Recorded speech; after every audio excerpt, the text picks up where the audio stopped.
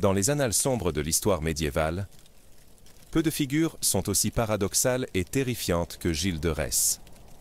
Cet homme, autrefois acclamé comme le plus ardent des compagnons d'armes de Jeanne d'Arc, celui qui se tenait à ses côtés lors des victoires les plus emblématiques qui sauvèrent la France de l'anéantissement, dissimulait un secret d'une noirceur abyssale, un abîme de dépravation qui défie l'entendement humain. Derrière les armures étincelantes et les manoirs fastueux se cachait un prédateur impitoyable. Un monstre qui a torturé et assassiné des centaines d'enfants innocents pour assouvir ses désirs les plus tordus et les plus répugnants. L'histoire, souvent romancée, de ses exploits militaires tenait tant à occulter la réalité macabre de ses crimes, peignant un tableau incomplet d'un héros déchu.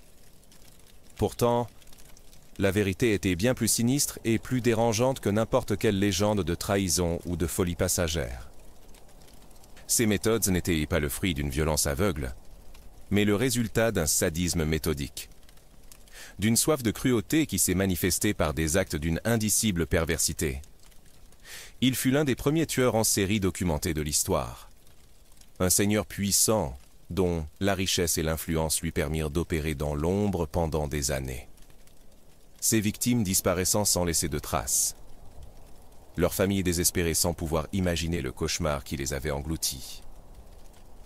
Ce n'est pas seulement le récit d'un noble qui a succombé à la folie, mais l'examen glaçant de la manière dont le pouvoir absolu et une fortune colossale peuvent corrompre l'âme humaine jusqu'à ses tréfonds les plus sombres, transformant un chevalier honoré en une bête immonde, dont les atrocités rivalisent avec les légendes les plus sombres de l'enfer. Nous allons explorer comment la réputation, la fortune et le statut social ont servi de voile à des crimes si monstrueux qu'ils furent presque inimaginables pour l'époque, révélant la capacité terrifiante du mal à se cacher derrière le visage de la respectabilité et de l'héroïsme. Le nom de Gilles de Retz évoque souvent des images de bravoure médiévale, de batailles épiques aux côtés de la pucelle d'Orléans, et du panache d'un grand seigneur du XVe siècle. Les chroniques officielles et les manuels d'histoire, dans leur empressement à célébrer les héros nationaux, passent souvent sous silence la réalité la plus atroce et la plus honteuse de son existence. On nous parle de sa richesse fabuleuse, de ses domaines étendus et de sa participation décisive à la libération d'Orléans. Mais on ignore sciemment les chambres secrètes de ses châteaux, les cris étouffés des enfants et l'odeur persistante du sang et de la chair brûlée qui y régnait. La vérité est bien plus effroyable que le mythe du chevalier sans peur et sans reproche. Ce n'est pas seulement un noble qui a dérapé, ou un homme qui a connu une fin tragique due à des accusations infondées, comme certains récits tendant à le suggérer. La réalité, c'est que Gilles de Retz fut un prédateur en série, un sadique méthodique et un tueur d'enfants qui a orchestré des centaines de disparitions et de meurtres, cachés derrière le voile de son immense pouvoir et de son intouchable statut social. L'horreur de ses crimes n'est pas une simple annexe de sa biographie, mais le cœur même de son héritage sombre. Le mystère ne réside pas dans sa culpabilité, ses confessions détaillées, obtenues sans torture physique majeure et corroborées par des preuves accablantes, ne laisse guère de place au doute, mais plutôt dans la manière dont une telle abomination a pu se dérouler impunément, pendant des années, au sein d'une société prétendument pieuse et régie par des codes d'honneur chevaleresques. Comment un homme aussi proche du pouvoir royal et ecclésiastique, un pair de France, un maréchal de France, a-t-il pu échapper si longtemps à la justice pour des actes d'une cruauté inimaginable? Sa chute fut déclenchée non pas par la découverte de ses atrocités sur les enfants, mais par des conflits financiers et des litiges de propriété. Cela révèle une vérité dérangeante sur l'époque. La vie des enfants des paysans avait moins de valeur que la richesse des nobles. Ce n'est qu'après avoir épuisé sa fortune dans des entreprises folles et des rituels occultes que l'attention des autorités fut finalement attirée sur lui, dévoilant un abîme de perversité que l'on n'aurait jamais soupçonné sous l'armure du héros. L'histoire de Gilles de Retz n'est pas simplement celle d'un chevalier ayant basculé dans la folie ou la criminalité.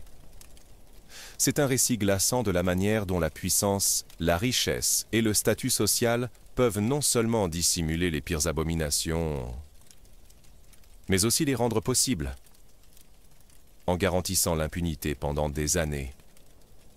La thèse centrale de cette exploration est que Gilles de Retz, loin d'être un cas isolé de dérangement mental, incarne la perversion des privilèges féodaux et la capacité terrifiante de l'élite à échapper à la justice. Son histoire est un testament brutal de la façon dont un héros de guerre, encensé par la nation et proche du trône, a pu se transformer en un monstre sanguinaire, se livrant à la torture, au viol et au meurtre rituel de centaines d'enfants, sans que le système social, politique ou religieux ne puisse ou ne veuille l'arrêter. Le véritable mystère et l'horreur ne résident pas seulement dans les détails répugnants de ses crimes, mais dans la facilité avec laquelle il a pu opérer. Sa fortune colossale lui a permis d'acheter le silence, de corrompre les fonctionnaires et de créer un environnement de terreur dans ses propres domaines. Ses liens avec la haute noblesse et l'Église lui ont conféré une aura d'intouchabilité, faisant disparaître les plaintes des familles paysannes dans les méandres d'une justice indifférente à la vie des humbles. Ce fut la culmination de son désordre financier, et non la découverte de ses atrocités, qui finit par le traîner devant les tribunaux, révélant ainsi une vérité dérangeante sur les priorités de l'époque. Cette histoire met en lumière la noirceur de l'âme humaine et la dangerosité des structures de pouvoir qui permettent à l'impunité de prospérer. C'est un avertissement intemporel sur les dangers de laisser un pouvoir illimité entre les mains d'individus corrompus, et sur la manière dont les institutions censées protéger peuvent, par aveuglement ou complicité, devenir les complices silencieux de l'horreur. Nous allons disséquer les mécanismes qui ont permis à ce prédateur de masquer sa nature diabolique derrière le prestige de son nom, dévoilant une facette de l'histoire qui est à la fois fascinante par sa singularité et terrifiante par ses implications universelles sur la justice, la moralité et la corruption du pouvoir. Le XVe siècle français, époque où Gilles de Retz exerça son terrible règne, fut une période d'une violence et d'une instabilité sans précédent. Un creuset de souffrance qui a indirectement façonné le monstre sous l'armure. La guerre de 100 ans, qui déchira le royaume de France de 1337 à 1453, avait plongé le pays dans un chaos endémique. Des décennies de conflits, de pillages, de famines et d'épidémies dont la terrible peste noire avait ravagé les campagnes, détruit les structures sociales et démoralisé la population. Le royaume était fragmenté, déchiré entre les factions loyalistes au dauphin futur Charles VII et les partisans des Anglais et des Bourguignons.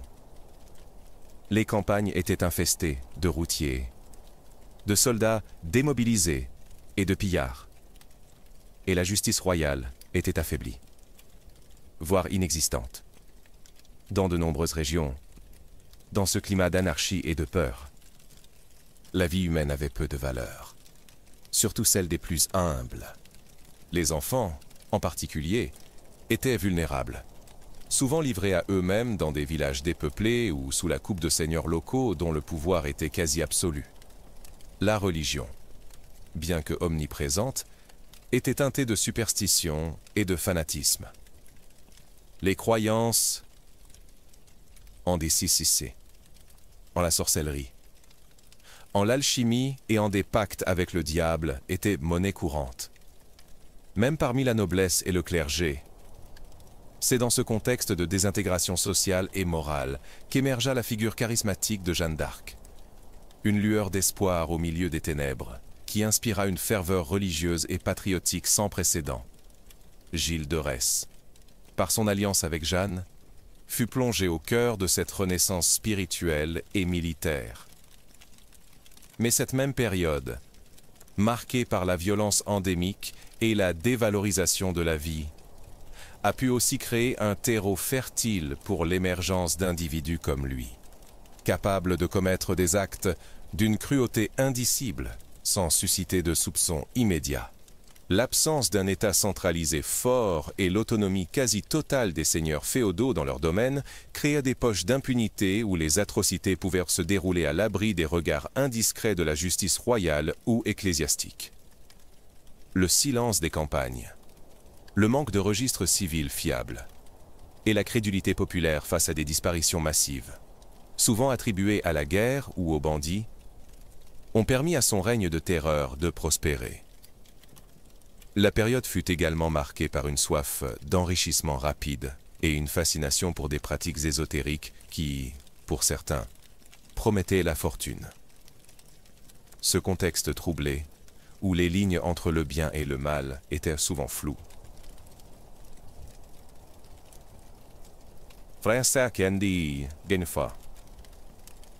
Un cadre idéal à un homme de son envergure pour masquer ses plus vils penchants. Au cœur de cette France déchirée émergea Gilles de Retz, né vers 1405, issu d'une des plus anciennes et des plus puissantes familles de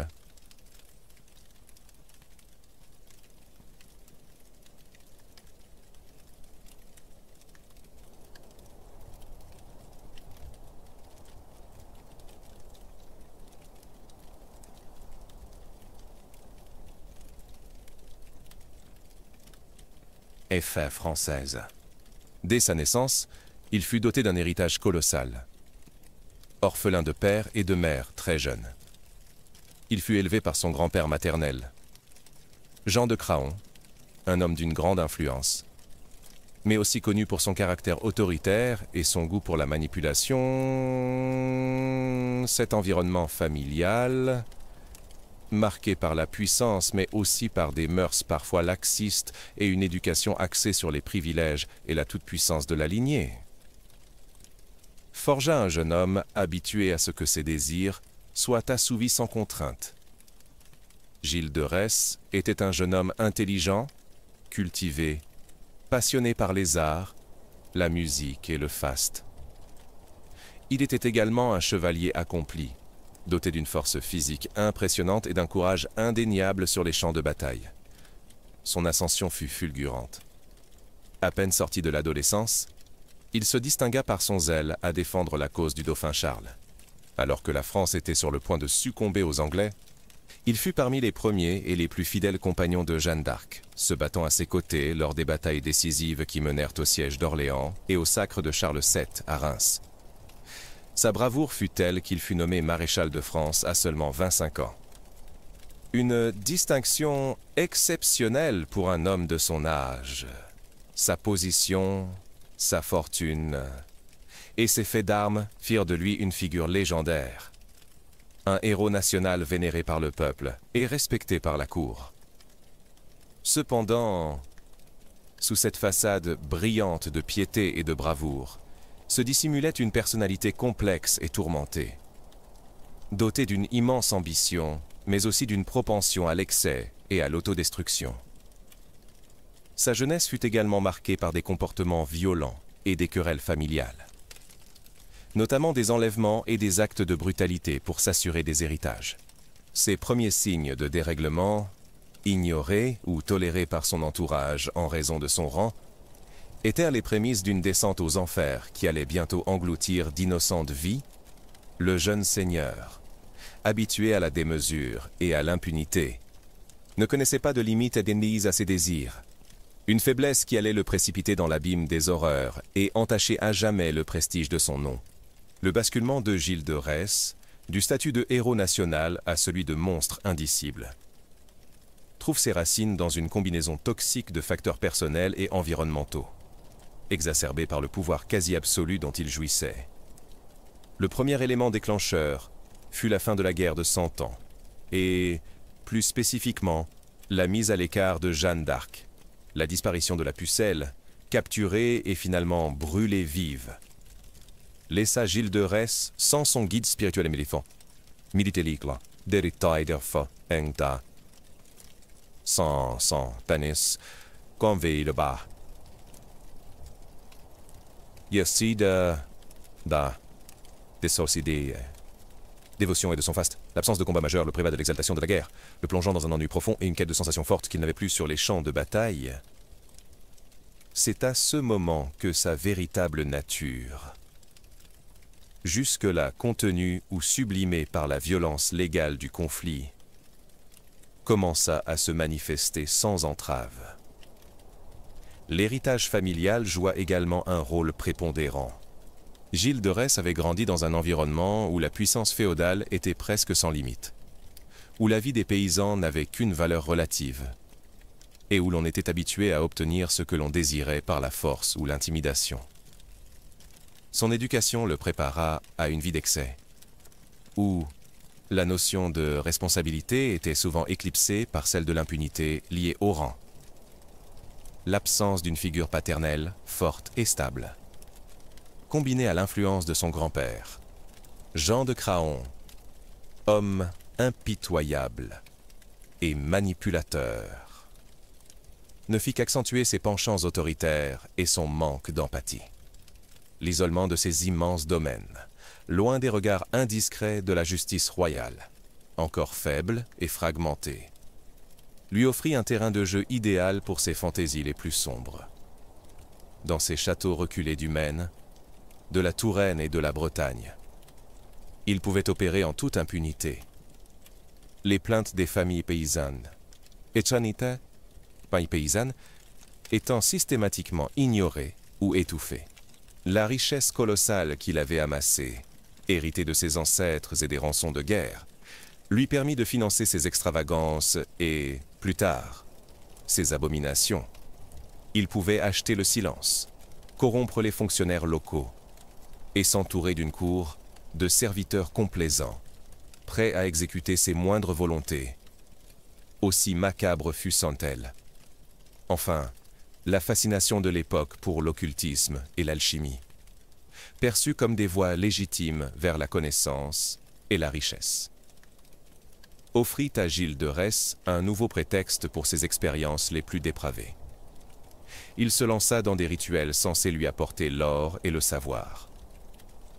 Des rituels qui, comme nous le verrons, exigeaient des sacrifices humains. Ce fut dans ce mélange explosif de pouvoir sans limite, d'ennui profond, d'une éducation permissive et d'une soif de l'interdit qu'éclot le monstre, préparant le terrain pour une descente aux enfers sans retour.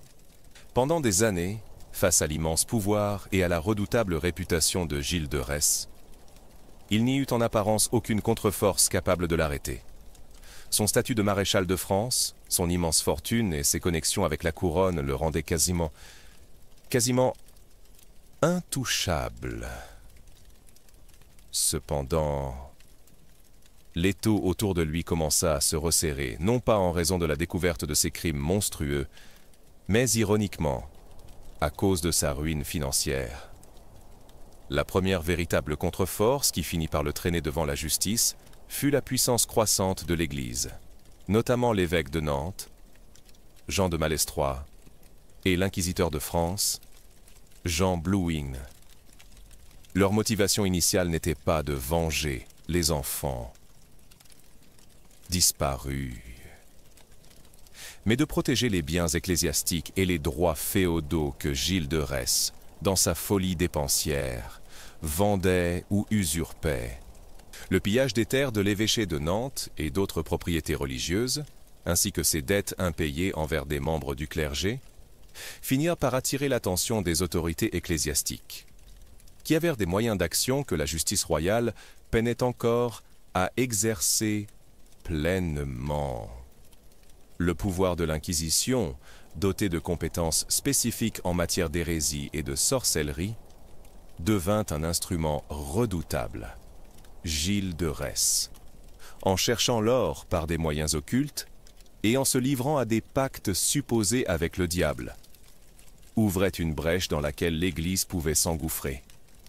L'inquisiteur, alerté par les pratiques hérétiques et blasphématoires qui accompagnaient les rituels alchimiques de Gilles, vit là une opportunité d'agir, non seulement pour des raisons religieuses, mais aussi pour mettre fin à un scandale qui menaçait l'ordre moral et temporel, une autre contre-force, plus silencieuse mais tout aussi implacable, fut la colère montante des familles paysannes.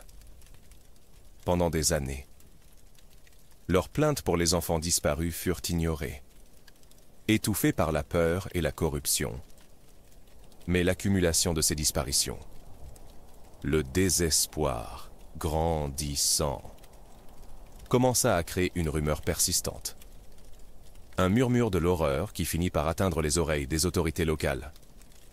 Même si Sélécie était souvent réticente à défier un seigneur aussi puissant. Ce sont les liens financiers de Gilles de Retz, et non la moralité de ses crimes, qui attirèrent l'attention des forces dotées du pouvoir de l'affronter. Une querelle de succession avec son cousin, Jean V de Bretagne. Duc de Bretagne, qui était également soucieux de maintenir l'ordre et la justice dans son duché, joua aussi un rôle crucial. Le duc, en conflit ouvert avec Gilles de Retz pour une question de vente de terre, ordonna finalement une enquête, donnant le feu vert aux autorités ecclésiastiques d'agir. C'est donc par une convergence inattendue de litiges financiers, de préoccupations territoriales et de la doctrine de l'Inquisition que le colosse aux pieds d'argile finit par être ébranlé, révélant au grand jour la véritable nature du monstre qu'il avait si bien dissimulé. L'événement qui précipita la chute de Gilles de Retz et révéla au monde l'horreur insoupçonnée de ses crimes ne fut pas la découverte macabre d'un enfant disparu, mais un acte de folie financière et une atteinte directe aux droits de l'Église. En 1440, après avoir dilapidé une fortune colossale dans des extravagances et des expériences alchimiques infructueuses, Gilles de Retz se retrouva au bord de la banqueroute. Dans un acte de désespoir et d'arrogance, il décida de vendre la seigneurie de Saint-Étienne de Mermorte à son cousin, Jean V, duc de Bretagne. Or, cette seigneurie incluait le prieuré de Saint-Étienne, une propriété ecclésiastique dont la vente était formellement interdite sans l'autorisation de l'évêque de Nantes. Cette transaction illégale, une violation flagrante des droits de l'Église et une offense directe à l'autorité épiscopale, fut l'étincelle qui mit le feu aux poudres. L'évêque de Nantes, Jean de Malestroit, outré par cet affront, et ayant déjà connaissance des rumeurs persistantes de disparition d'enfants dans les domaines de Gilles, saisit l'opportunité. Il avait déjà reçu des plaintes des familles paysannes d'Ans, Tavaille,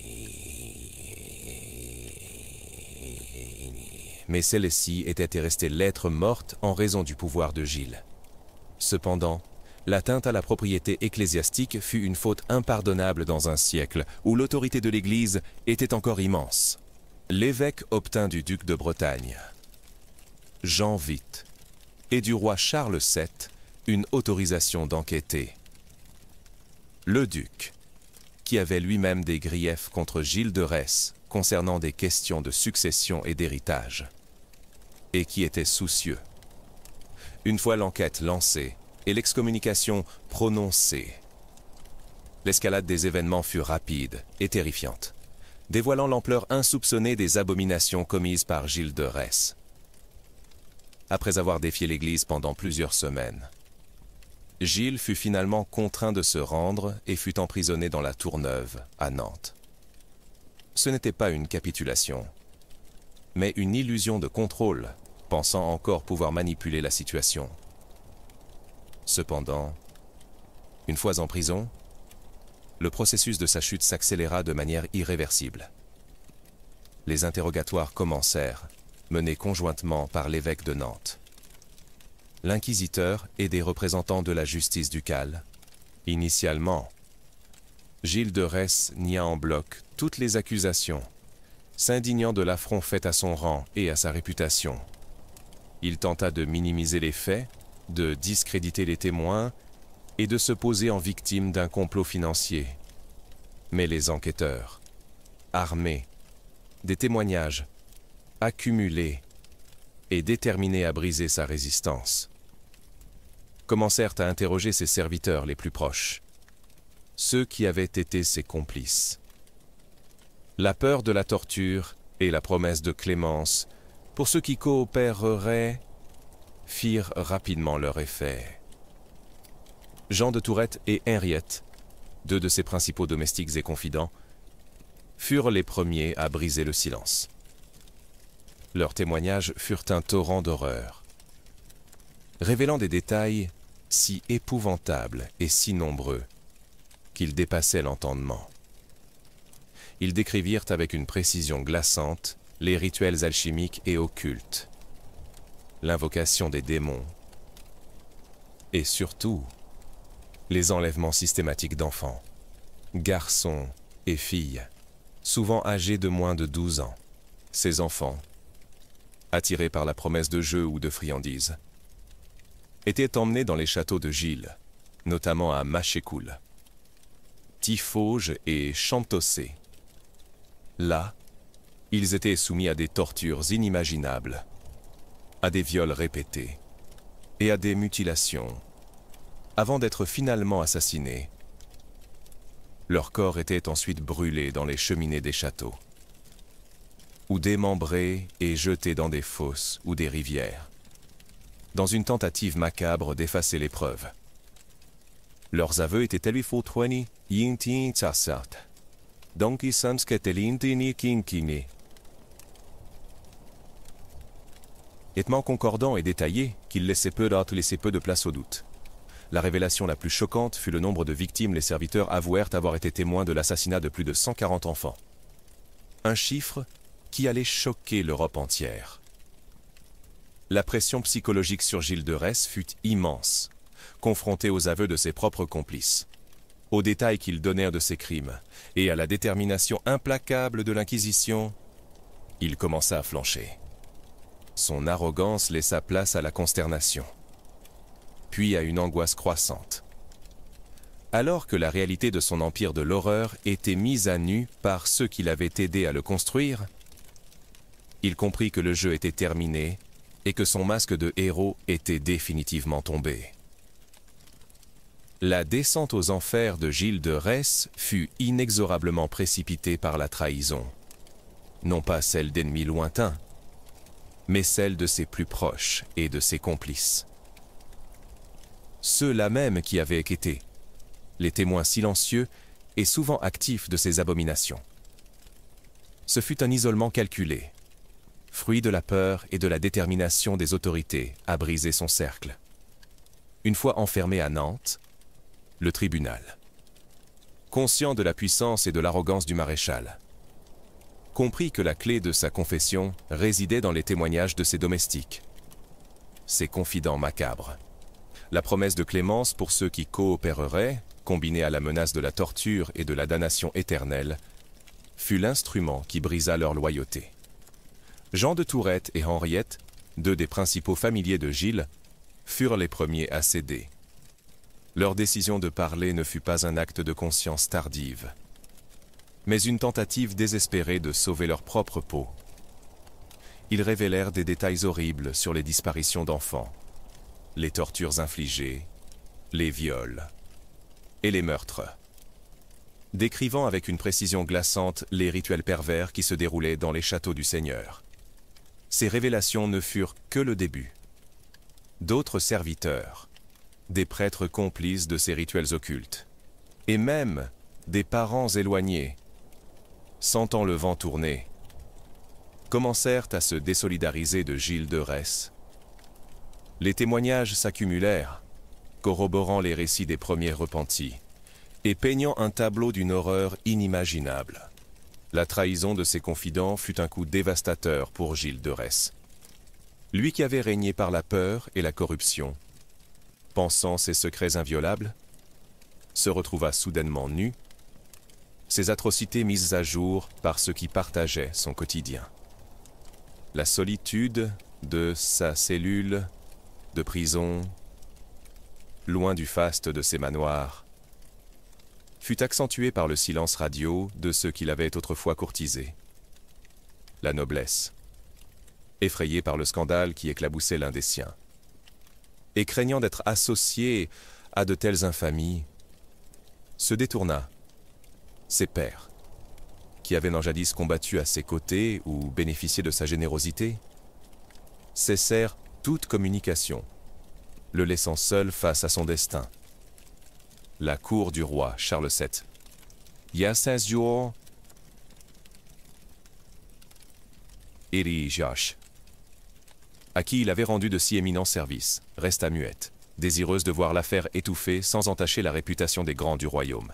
Cet isolement, cette trahison généralisée de tous ceux qui l'avaient côtoyé, fut une torture psychologique insidieuse. Gilles de Retz comprit que son pouvoir était brisé, que son réseau de complicité s'était effondré, et qu'il était désormais seul face à la justice des hommes et celle de Dieu.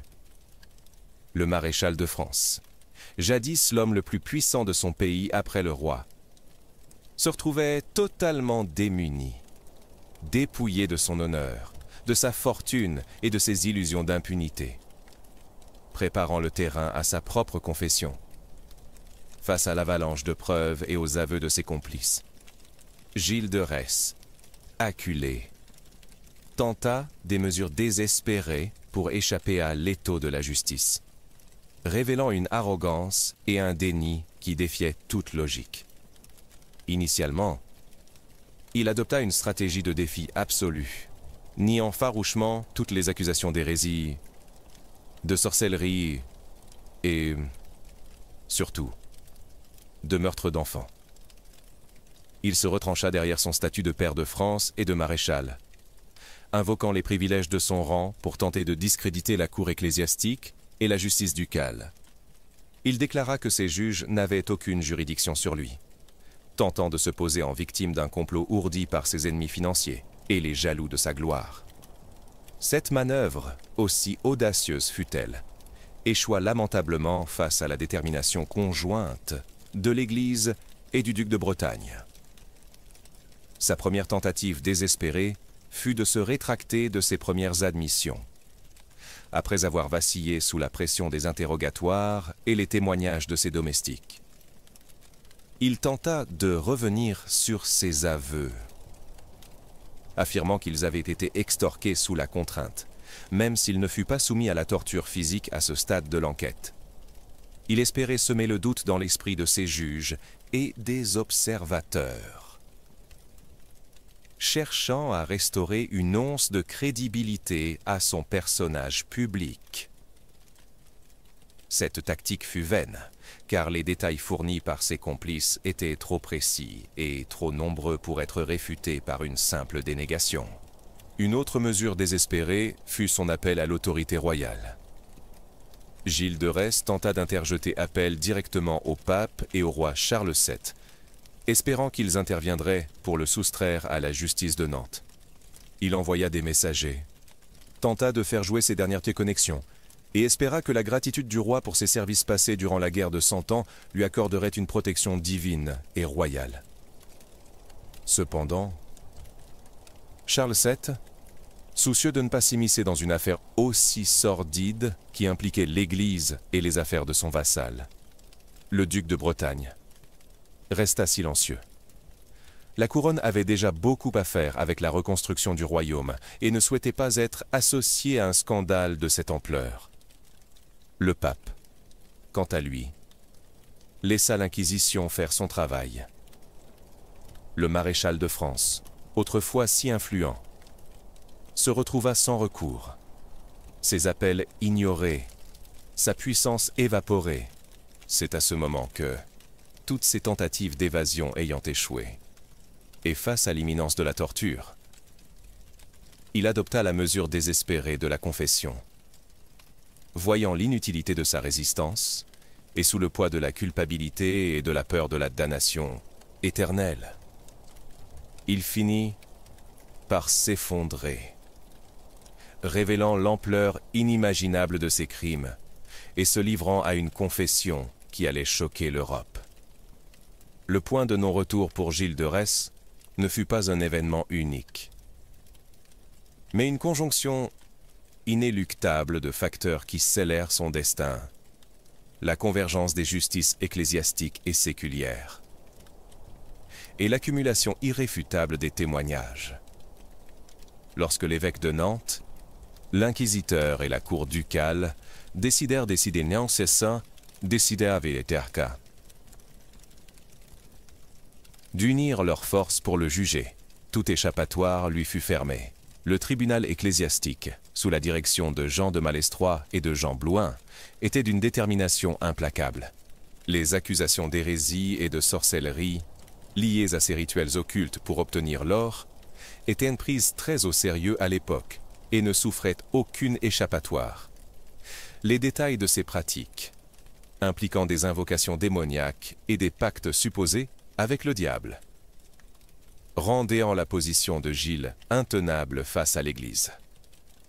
Simultanément, la cour ducale, sous l'autorité de Jean V de Bretagne, s'intéressa aux accusations de rapt et de meurtre, qui relevaient de la justice criminelle.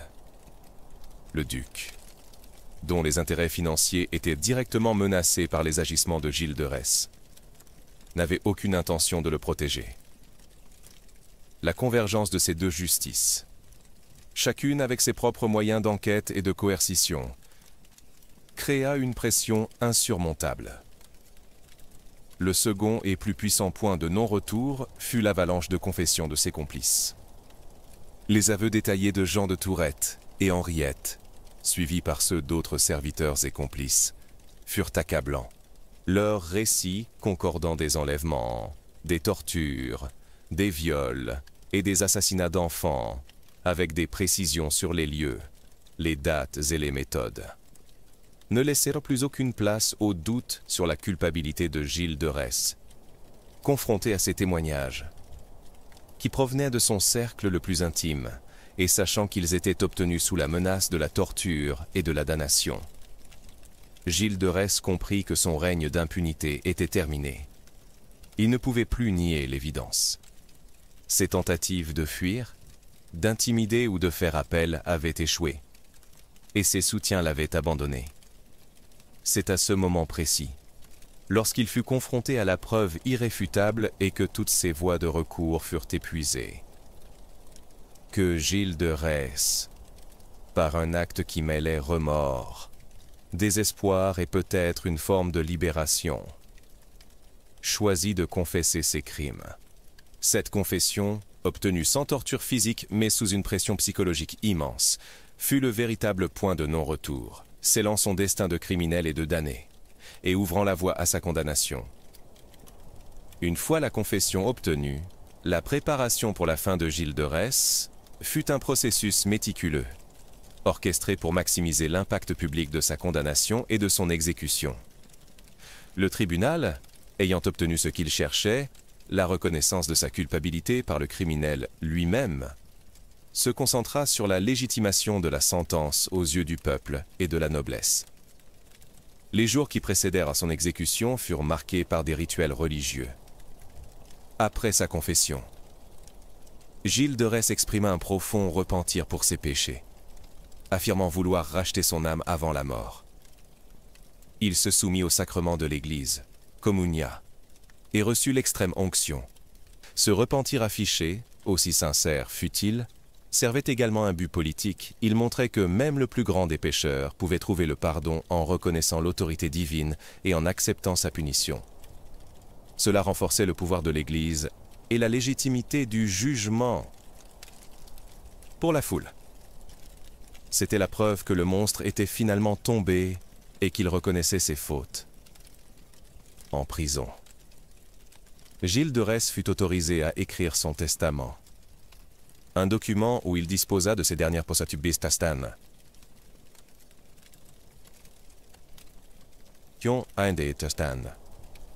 Et demanda pardon à ceux qui l'avaient offensé.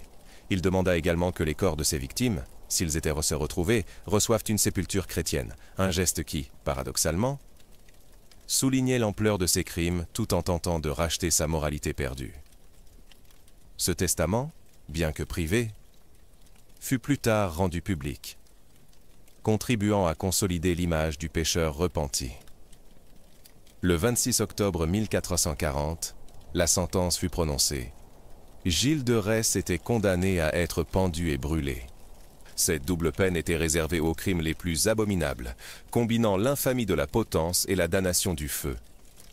La décision de le pendre avant de le brûler visait, selon les juges, à lui laisser le temps de la repentance finale et d'éviter la souffrance prolongée du bûcher pour ceux qui s'étaient à confesser et repentis. Cela était présenté comme une forme de miséricorde divine, bien que la mort par le feu restât une fin terrifiante. La nouvelle de sa condamnation se répandit comme une traînée de poudre à travers la ville de Nantes et les campagnes environnantes. La population, longtemps terrorisée par les disparitions d'enfants et les rumeurs macabres, se prépara en masse à assister au spectacle de la justice. Des préparatifs furent faits sur la prairie de Biesse. Le lieu de l'exécution publique, la potence fut dressée et le bûcher construit, alimenté par des fagots de bois, des paquets de chanvre et des fagots d'os humains, ajoutant une touche de cruauté symbolique à l'événement. Le bourreau se prépara également à accomplir sa terrible tâche, assurant que tout serait prêt pour le grand spectacle final. La dernière représentation de la chute du maréchal de France. Le 26 octobre 1440, la prairie de Biesse à Nantes devint le théâtre de l'ultime acte du drame de Gilles de Retz. Une foule immense, venue des campagnes environnantes et de la ville, s'était rassemblée, mue par un mélange de curiosité macabre, de fureur vengeresse et de soif de justice. L'atmosphère était lourde de tension, imprégnée de l'anticipation d'un châtiment exemplaire. Gilles de Retz fut conduit de sa prison à l'échafaud, non pas avec des chaînes visibles, mais sous bonne garde, traversant les rues où son nom était jadis synonyme de gloire, et maintenant de terreur. Sur l'échafaud, il fut confronté au bûcher, déjà allumé, et à la potence. Il fut autorisé à prendre la parole une dernière fois, non pour se défendre, mais pour réitérer son repentir et demander pardon à Dieu et aux hommes. Ces dernières paroles furent un appel au salut de son âme, et une demande de prière pour les âmes de ses victimes. Il implora l'assemblée de prier pour lui. Un acte qui, pour beaucoup, semblait contredire l'horreur de ses crimes, mais qui, pour l'Église, témoignait de son ultime rédemption. Puis, le moment terrible arriva. Selon la sentence, Gilles de Retz fut d'abord pendu. Le bourreau, un professionnel habitué à ses tâches, s'assura que la corde était bien ajustée, afin de lui infliger une mort rapide. En guise de clémence pour son repentir, le corps du maréchal de France se balança un court instant, sa vie s'éteignant par strangulation. Mais avant que la mort ne soit complète, il fut détaché. Ce geste, parfois perçu comme une cruauté supplémentaire, était en fait une miséricorde médiévale pour les repentis, leur permettant de ne pas subir la totalité de la souffrance du bûcher. Le corps inerte de Gilles de Retz fut ensuite jeté dans les flammes du bûcher. Le feu, purificateur et dévorateur, commença son œuvre, consumant les restes du monstre. La fumée s'éleva dans le ciel de Nantes, portant avec elle les dernières traces de celui qui avait commis tant d'abominations. La foule observait en silence, observant le spectacle du châtiment. Peut-être avec un sentiment de justice retrouvé, peut-être avec une horreur persistante. Cependant, la scène ne fut pas totalement consumée. Pour les autorités, il était important que les restes de Gilles de Retz ne disparaissent pas entièrement, afin de ne pas en faire un martyr ou un objet de culte occulte. Ses principaux complices, Henriette et Jean de Tourette, qui avaient avoué leurs crimes et témoigné contre lui, furent régatés, exécutés le même jour et au même endroit, subissant le même sort par pendaison et par le feu. Scellant le chapitre sanglant de cette affaire, le bûcher continua de consumer la chair, les os et les péchés de Gilles de Retz. marquant d'une tache indélébile la conscience de l'époque et laissant derrière lui une légende d'horreur qui allait traverser les siècles. Le spectacle de la prairie de Biesse ne se termina pas avec les dernières lueurs du bûcher. L'immédiat après-mort de Gilles de Retz fut orchestré avec une précision macabre, visant à s'assurer que le symbole du monstre serait entièrement détruit et que toute tentative de récupération, même posthume, serait impossible. Une fois les flammes apaisées, les cendres encore fumantes révélèrent les restes carbonisés de Gilles de Retz. Conformément à la sentence, le corps n'avait pas été entièrement réduit en cendres, car il était parfois d'usage de ne pas laisser le bûcher consumer intégralement les dépouilles des repentis, afin de marquer une distinction avec les hérétiques impénitents. Cependant, ces restes, méconnaissables et calcinés, étaient la preuve visible de son châtiment. Pour la foule, c'était la fin tangible du cauchemar, la destruction physique du prédateur. Mais pour les autorités, l'enjeu était de ne laisser aucune relique, aucun objet de culte potentiel, pour des fanatiques ou des occultistes qui auraient pu chercher à vénérer la figure du maréchal maudit. C'est pourquoi un soin particulier fut apporté à la dispersion des restes. Les cendres et les ossements calcinés, mélange répugnant de chair réduite en poussière, furent rassemblés par les agents du bourreau, plutôt que d'être enterrés dans un lieu public ou marqués d'une sépulture. Ils furent jetés jetés, sans cérémonie dans la Loire. Le fleuve, avec son courant puissant, devint la tombe finale du corps de Gilles de Retz, emportant les vestiges de ses crimes et de son châtiment vers l'oubli. Cette dispersion totale de ses restes physiques fut un acte symbolique fort, il ne devait rester aucune trace. Aucun lieu de mémoire pour celui qui avait souillé l'honneur de la noblesse et de la chevalerie. Ses complices, Henriette et Jean de Tourette, subirent un sort similaire. Leurs corps également jetés dans le fleuve après leur exécution, leurs biens, et ceux de Gilles de Retz, furent confisqués par la couronne et le duc de Bretagne, en guise de réparation pour les dettes et les dommages causés. L'effacement physique s'accompagnait ainsi d'un effacement matériel et social, scellant la ruine totale de sa lignée. Le lieu de l'exécution, la prairie de Biesse, fut ensuite nettoyé. Les traces du bûcher effacées, comme pour gommer l'horreur de ce qui s'y était passé. Pour la ville de Nantes, le spectacle fut une libération, un soulagement.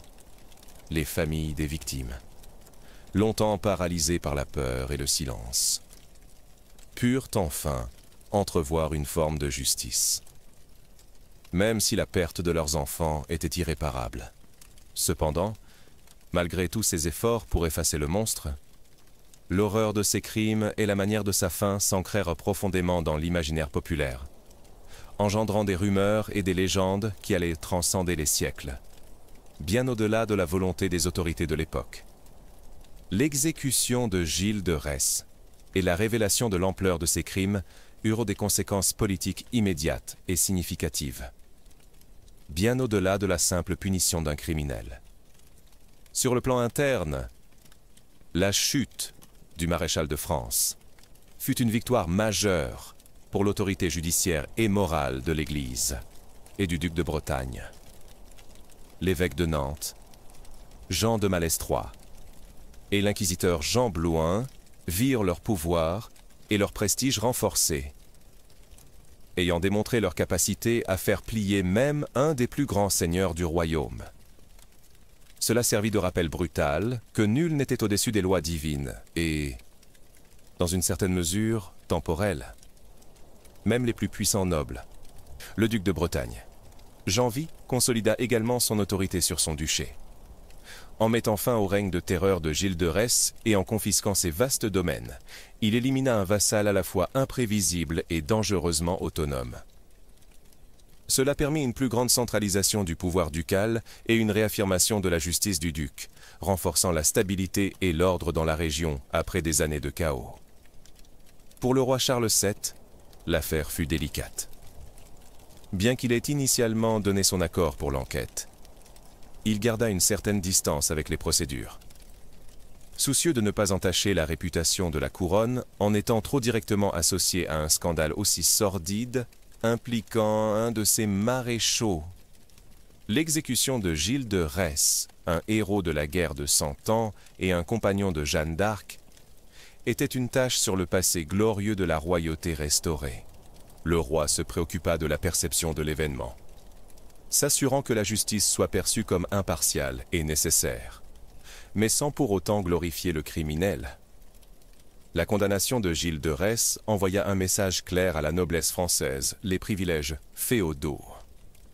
Bien qu'encore important, n'accordaient non plus une impunité totale, surtout lorsque les crimes étaient d'une telle abomination et qu'ils touchaient à l'ordre public et à la moralité religieuse. C'était un signe avant-coureur d'une centralisation progressive du pouvoir royal et d'un affaiblissement des autonomies seigneuriales. L'affaire permit également d'assainir le climat de peur qui régnait dans les campagnes bretonnes, où les disparitions d'enfants avaient créé une psychose collective. La justice, bien que tardive, fut perçue comme un soulagement immense par les populations, restaurant un semblant de confiance dans les autorités. L'immédiat après-coup fut donc celui d'une réaffirmation de l'ordre par le châtiment exemplaire d'une figure qui avait poussé les limites de la perversion et de l'impunité à leur paroxysme. L'impact de la chute de Gilles de Retz et la révélation de ses atrocités dépassèrent largement les frontières du duché de Bretagne, laissant une empreinte indélébile sur la conscience collective européenne et la justice des siècles à venir. À long terme, l'affaire Gilles de Retz devint un cas d'étude et un avertissement sur les dangers du pouvoir absolu et de la perversion. Son nom fut à jamais associé à l'horreur indicible, faisant de lui l'archétype du monstre aristocratique. Les chroniques et les récits populaires s'emparèrent de son histoire, la transmettant de génération en génération, souvent avec des embellissements terrifiants, qui renforcèrent son statut de figure démoniaque. Il fut l'un des premiers exemples notoires de tueurs en série documentés, dont la cruauté systématique marqua les esprits bien avant que la criminologie moderne ne définisse ce phénomène. Son cas influença la manière dont les autorités percevaient et traitaient les crimes de cette nature, bien que la vie des humbles continua à être de peu de valeur. La confession publique de Gilles de Retz et son repentir, bien que controversés pour leur sincérité profonde, eurent un impact durable sur la théologie de la repentance et du salut. Pour l'Église, son cas devint un exemple de la miséricorde divine accordée même aux plus grands des pécheurs, pourvu qu'ils se confessent et se repentent. Cela renforça le rôle des sacrements et de la confession dans la doctrine chrétienne, malgré la nature odieuse de ces crimes. Sur le plan judiciaire, le procès de Gilles de Retz est souvent cité comme un exemple de la complexité des juridictions médiévales, avec la collaboration ou la concurrence entre les justices ecclésiastiques et séculières. Il montra la capacité de l'Inquisition à débusquer l'hérésie et la sorcellerie, et son efficacité redoutable, même face à un homme de haut rang. Les méthodes d'enquête, bien que rudimentaires, et la pression psychologique exercée sur les complices et sur Gilles lui-même posent des questions sur la notion de justice et de aveu à l'époque. Le scandale fut tel qu'il ternit temporairement la réputation de la noblesse française. Comment un maréchal de France, un compagnon de Jeanne d'Arc, avait-il pu se livrer à de telles atrocités ? Cela souleva des interrogations sur la moralité et la responsabilité de l'élite dirigeante, renforçant le désir d'un pouvoir royal plus centralisé et d'une justice plus uniforme, capable de contrôler les excès des seigneurs féodaux. Enfin, et peut-être le plus durablement, l'histoire de Gilles de Retz inspira la figure légendaire de Barbe Bleue, le conte populaire qui narre l'histoire d'un riche seigneur cachant un secret macabre et des épouses assassinées dans son château, puise clairement son origine dans les atrocités de Gilles de Retz. Cette transformation en mythe transmise oralement, puis écrite, assura l'immortalité de son nom dans la mémoire collective, le transformant en un archétype universel du mal dissimulé sous une apparence respectable. Un avertissement intemporel sur les dangers de la curiosité et de l'autorité sans limite. L'analyse historique de Gilles de Retz est un exercice délicat, teinté d'une fascination morbide et de débats persistants. Les historiens modernes se sont efforcés de séparer la légende de la réalité, la propagande de l'époque de la vérité des faits. Il est largement admis aujourd'hui que Gilles de Retz fut bel et bien coupable des crimes pour lesquels il fut condamné. Ses confessions, même si obtenues sous pression, étaient d'une telle précision et corroboraient si bien les témoignages de ses complices et les preuves matérielles, bien que rares, car les corps furent détruits, qu'il est difficile de les imputer uniquement à la torture ou à un complot. La nature sadique et rituelle de ces crimes, impliquant des tortures, des mutilations et des meurtres d'enfants, est attestée par de multiples sources judiciaires et ecclésiastiques de l'époque. Son héritage est paradoxal et profondément troublant. D'une part, il est le monstre sous l'armure, un cas d'école de la perversion et de la folie criminelle. Son parcours met en lumière la capacité des élites à abuser de leur pouvoir et l'impunité dont elles peuvent jouir face à la misère des humbles. La valeur moindre attribuée à la vie des enfants paysans et le silence des communautés par peur ou résignation soulignent une facette sombre de la société médiévale. Il fut le prédateur par excellence, exploitant les vulnérabilités du système féodal et les croyances populaires.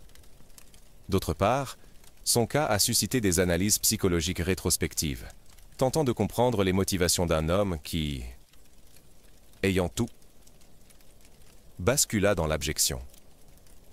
Certains y voient un homme souffrant d'ennui et de mélancolie après la gloire militaire, cherchant des sensations fortes et une nouvelle source de pouvoir dans l'occultisme.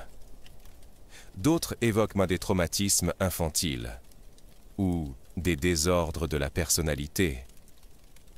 Cependant, aucune de ces explications ne justifie l'horreur indicible de ses actes. Le fait que sa chute ait été déclenchée par des problèmes financiers, plutôt que par la découverte de ces meurtres d'enfants, est un aspect particulièrement frappant et cynique de son histoire. Cela révèle une vérité dérangeante sur les priorités de la justice de l'époque, davantage préoccupée par la propriété et l'autorité que par la vie des plus vulnérables.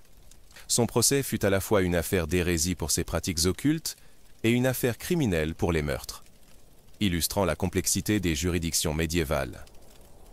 Enfin, son diabolique héritage culturel, notamment à travers le conte de Barbe Bleue, a assuré sa postérité au-delà des cercles académiques. Il est devenu le symbole intemporel du mal sous la respectabilité, un archétype du prédateur dissimulé, dont la noirceur continue de hanter l'imaginaire collectif, rappelant que les figures les plus monstrueuses peuvent parfois porter les visages les plus honorables. L'histoire de Gilles de Retz, le héros de guerre devenu monstre, est un récit intemporel qui nous confronte à des vérités dérangeantes sur la nature humaine, le pouvoir et la société, sa descente aux enfers, du panache chevaleresque à la dépravation la plus abjecte, offre une série de leçons qui résonnent encore, avec une force terrifiante à travers les siècles. La première leçon est celle de la corruption absolue du pouvoir sans limite. Gilles de Retz, doté d'une immense fortune, d'un statut intouchable et d'une autonomie féodale quasi totale, a pu opérer dans l'impunité pendant des années. Son histoire démontre comment l'absence de contre-pouvoir et de surveillance peut créer un terrain fertile pour les pires abus, transformant l'individu en tyran dans son propre domaine, au-delà de toute moralité. La seconde leçon est la vulnérabilité des faibles face à l'autorité. Ces victimes, des enfants issus de familles paysannes et souvent isolés, n'avaient aucun moyen de se défendre ou de faire entendre leur voix. Leur disparition fut ignorée. Leur plainte étouffée par Exandila, Omassa, Alatalla, Popussa, Etsovianti et l'indifférence des puissants. Le cas de Gilles de Retz est un rappel brutal que, dans toute société, la justice doit être accessible à tous, sans distinction de rang social ou de fortune, et que les plus vulnérables sont toujours les premières cibles de la perversion. La troisième leçon est la facilité avec laquelle le mal peut se dissimuler derrière des façades honorables. Qui aurait pu soupçonner qu'un maréchal de France, un compagnon de Jeanne d'Arc, un homme pieux en apparence, pouvait être un prédateur aussi abject? L'histoire de Gilles de Retz nous met en garde contre la complaisance et l'aveuglement face à ceux qui exercent le pouvoir, soulignant que la respectabilité apparente peut masquer les intentions les plus sombres. La quatrième leçon est la puissance dévorante des obsessions et des vices. La soif d'or par l'alchimie. La quête de sensations fortes et la dépravation sexuelle ont conduit Gilles de Retz sur un chemin sans retour, le transformant en un être incapable de distinction entre le bien et le mal, obsédé par la satisfaction de ses désirs pervers. Sa fin tragique fut l'issue inévitable de cette spirale autodestructrice. Enfin, son cas reste un rappel persistant de la résilience du système judiciaire et de la capacité de la société à se purger de ses éléments les plus toxiques, même si cela se fait souvent avec une lenteur et une cruauté déconcertantes. Le fait que son châtiment ait finalement eu lieu, malgré son statut, est un témoignage du triomphe de la justice, même imparfaite, sur l'impunité. De héros à monstres, puis à légende de l'horreur. L'histoire de Gilles de Retz continue de hanter notre imaginaire. Elle est un avertissement intemporel, le mal ne porte pas toujours un visage effrayant. Il peut se cacher derrière l'éclat de la gloire. Et sa capacité à corrompre est d'autant plus terrifiante qu'elle s'exerce dans le silence des privilèges et l'indifférence aux souffrances des innocents.